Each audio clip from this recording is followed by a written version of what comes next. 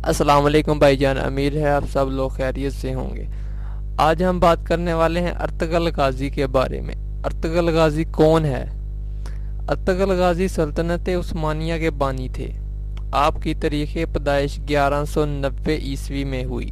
Ertugrul Ghazi ترکی کے حصہ برسا میں پیدا ہوئے، جو اس وقت بھی ترکی کا حصہ ہے، اور وفات 1280 میں ہوئی، اور کچھ کتابیں اور کچھ لوگ کہتے ہیں 1281 میں ہوئی۔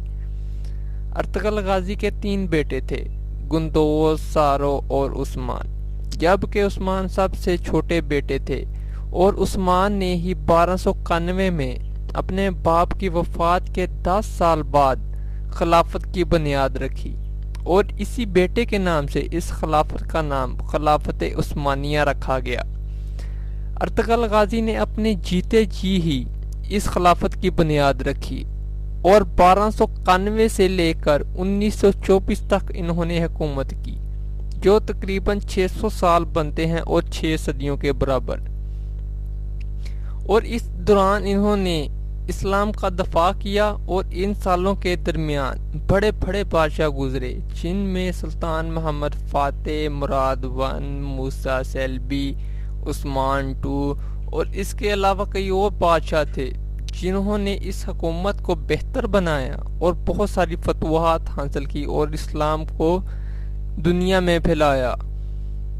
عبد المجید دوم عثمانی خاندان کا آخری خلیفہ تھا، جو نامی طور پر 1922 سے 1924 تک عثمانی امپیریل ہاؤس کا 37واں سربراہ تھا۔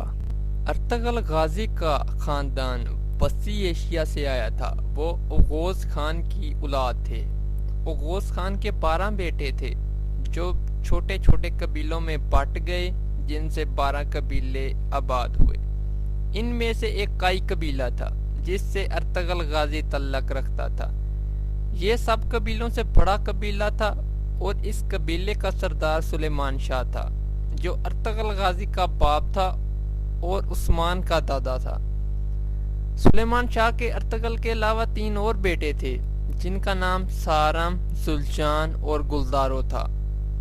آپ کا قبیلہ سب سے پہلے وسطی ایشیا سے ایران اور پھر ایران سے اناطولیہ آئے۔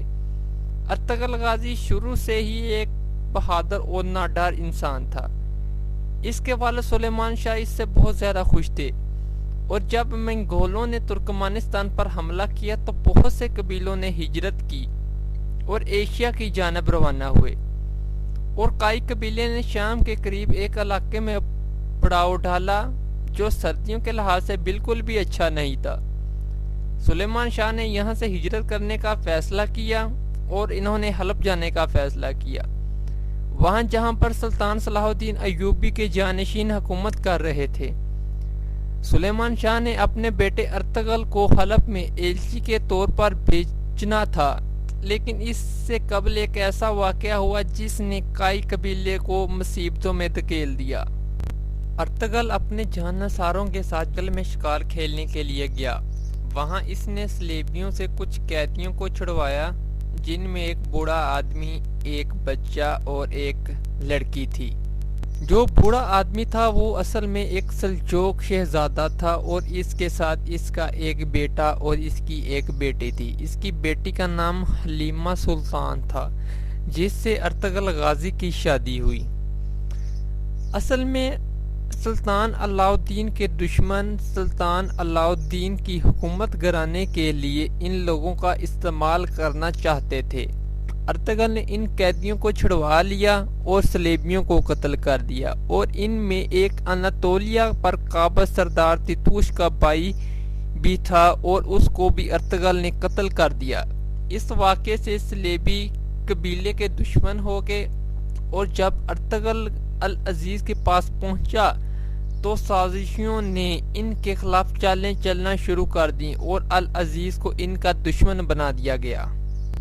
العزیز کائی ترک قبیلے کو بہت زیادہ پسند کرتا تھا، کیونکہ وہ ان کی بہادری کو مانتا تھا۔ وہ جانتا تھا کہ قبیلے کے لوگ بہت زیادہ بہادر ہیں، لیکن سازشیوں نے ان کو ان کے خلاف کر دیا، اور لیکن اس موقع پر ارطغرل نے اپنے دماغ سے کام لیا اور اپنی بہادری سے ان تمام لوگوں کو شکست دی جو ان کے خلاف تھے، اور پھر العزیز کو اپنا دوست بنایا۔ العزیز نے جو جگہ انہیں حلب میں عطا کی تھی وہ بالکل صلیبی قلعے کے قریب تھی۔ یہ بالکل ایسا ہی تھا کہ جیسے کہ موت کے منہ میں جانا، لیکن اس کے باوجود کئی قبیلہ یہاں آیا اور آباد ہوا، لیکن تیتوش نے اپنے بھائی کا بدلہ لینے کے لیے ارطغرل کے ساتھ جنگ شروع کر دی اور قبیلے کو نقصان پہنچانے لگا۔ اس کے بعد ارطغرل کے جانبازوں نے صلیبیوں کے قلعے کا محاصرہ کیا اور قلعے پر قبضہ کر لیا اور قلعے کو فتح کیا اور پھر قلعے کو تباہ و برباد کر دیا۔ یہ ایک بہت بڑی فتح تھی کئی قبیلے کے لیے۔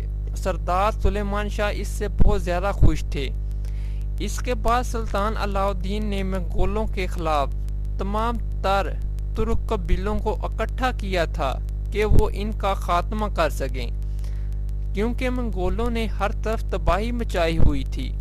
تمام تر قبیلوں نے اس اتحاد کی حمایت کی اور ان سب قبیلوں میں کئی قبیلہ سب سے بڑا قبیلہ تھا۔ کئی قبیلے نے بھی اس کی حمایت کی اور اس وقت اس کا سربراہ سردار سلیمان شاہ تھا جو ارطغرل کا باپ تھا۔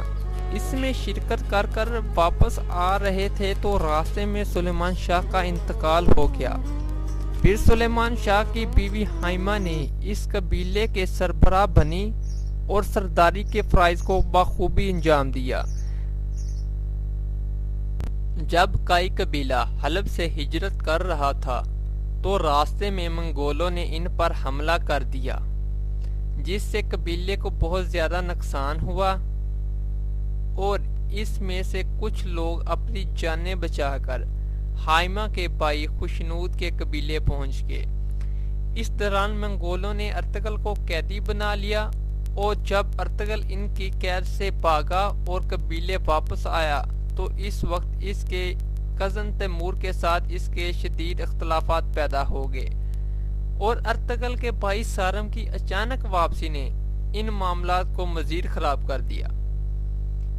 نویان کو شکست دینے کے بعد ارطغرل چاہتا تھا کہ قبیلہ اناتولیہ کے مغربی سرحد کی طرف ہجرت کرے، کیونکہ اس سارے معاملے میں سفید داڑھی والے بزرگ اس کی رہنمائی کر رہے تھے اور ان کے کہنے پر ہی ارطغرل اناتولیہ کی مغربی سرحد پر ہجرت کرنا چاہتا تھا، لیکن ارطغرل کے بھائیوں نے اس کی شدید مخالفت کی اور قبیلہ یہاں تقسیم ہو گیا۔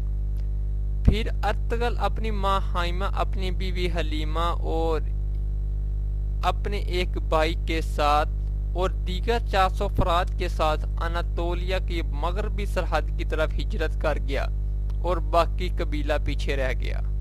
جب ارطغرل غازی نے اناتولیہ کی مغربی سرحد کی جانب ہجرت کی تو راستے میں اس نے دیکھا کہ دو فوجیں آپس میں لڑ رہی ہیں۔ اس نے ان کو دیکھ کر سوچا کہ اس کو ان دونوں میں سے کسی ایک فوج کا ساتھ دینا چاہیے۔ ارطغرل یہ نہیں جانتا تھا کہ یہ فوجیں کس کی ہیں اور یہ آپس میں کیوں لڑ رہی ہیں۔ اس نے پھر جو فوج ہار رہی تھی اس کا ساتھ دیا۔ اس نے اپنے تھوڑے سے سپاہیوں کے ساتھ اچانک اور بہت زبردست حملہ کیا۔ جو مخالف فوج تھی وہ ڈر گئی۔ انہوں نے سمجھا کہ دوسری فوج کو کہیں سے مدد مل گئی ہے اور وہ فوج جیتتے جیتتے ہار گئی۔ ارطغرل کو بعد میں معلوم ہوا کہ اس نے جس فوج کا ساتھ دیا وہ سلجوقی سلطان علاء الدین کی فوج تھی۔ جو مخالف فوج تھی اس کے بارے میں اکثر اختلاف پایا جاتا ہے۔ کچھ کہتے ہیں کہ یہ بازنطینی عیسائی فوج تھی اور اکثر لوگوں کے مطابق وہ تتاری تھے۔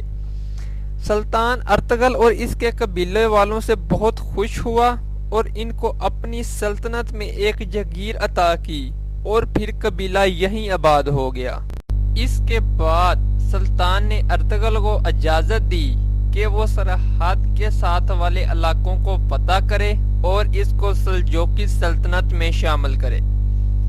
ارطغرل نے بہت جلد ہی ان علاقوں کو فتح کیا اور ان کو سلجوقی سلطنت میں شامل کیا، اور پھر باقی ترک قبیلے بھی ارطغرل کے ساتھ مل گئے اور ارطغرل کو اپنا سردار تسلیم کر لیا۔ اس دوران ارطغرل نے ہنلی بازار کو فتح کیا اور اس بازار کے سردار سیمون کو قتل کر دیا۔ اس کے بعد ارطغرل سلطان علاؤ الدین نائب کے طور پر لڑتا رہا اور بہت سی فتوحات حاصل کی۔ ارطغرل نے بازنطینی فوج کے لشکر کو شکست دی، اور جب 1281 میں ارطغرل کا انتقال ہوا تو ان کے سب سے چھوٹے بیٹے عثمان نے یہ ذمہ داری سنبھالی اور بہت ساری فتوحات حاصل کی۔ جب سلطان علاؤ الدین ایک جنگ میں شہید ہوئے تو ان کے بعد ان کا بیٹا غیاث الدین سلطان بنا، اور وہ بھی تتاریوں کے ہاتھوں شہید ہو گیا، اور اس کے بعد 1299 میں سلجوقی سلطنت بالکل ختم ہو گئی۔ اور پھر ارطغرل کے بیٹے عثمان غازی نے اپنے تمام علاقوں میں اپنی ایک علیحدہ حکومت کا اعلان کر دیا، اور وہ سلجوقی سلطنت سے علیحدہ ہو گئے اور ایک نئی سلطنت قائم کی۔ اس کے بعد اس نے بہت سے علاقے اور قلعے فتح کیے اور بورسا کے ایک شہر کو اپنا دارالحکومت بنایا، اور اس سے ایک مضبوط اسلامی سلطنت قائم ہوئی۔ اور جب عثمان غازی 1323 میں فوت ہوئے تو ان کے بعد ان کا بیٹا اورحان خان سلطان بنا اور اپنے باپ کے نقش قدم پر چلا۔ جب عثمان غازی کا انتقال ہوا تو یہ سلطنت 16,000 مربع کلومیٹر پر مشتمل تھی، اور تقریباً 150 سالوں کے دوران یہ سلطنت دنیا کی سب سے بڑی سلطنت بن گئی۔ اور اس کے بعد سلطان محمد فاتح آئے، جنہوں نے قسطنطنیہ کو فتح کیا اور نبی کریم صلی اللہ علیہ وآلہ وسلم کی حدیث کو پورا کیا۔ یہ سلطنت ایک چرواہے سے شروع ہوئی اور پھر اس نے 600 سال حکومت کی۔ ارطغرل ڈرامہ بھی اسی کے بارے میں ہے، جو آج کل پوری دنیا میں بہت زیادہ مشہور ہے، اور اسلام مخالف قوتیں اب اس ڈرامے سے ڈر رہی ہیں اور اس پر پابندی لگا رہے ہیں۔ ہماری ویڈیو یہاں پر اختتام پذیر ہوتی ہے۔ اگر آپ کو یہ ویڈیو پسند آئے تو ہمارے چینل کو لائک، سبسکرائب اور شیئر کریں، تاکہ جن لوگوں نے یہ ویڈیو نہیں دیکھی وہ یہ ویڈیو ضرور دیکھیں، اور آپ بھی ہماری نئی آنے والی ویڈیو سے متعلق اپڈیٹ رہیں۔ اللہ ہم سب کو اسلام کے اصولوں کے مطابق زندگی گزارنے کی توفیق عطا فرمائے، آمین۔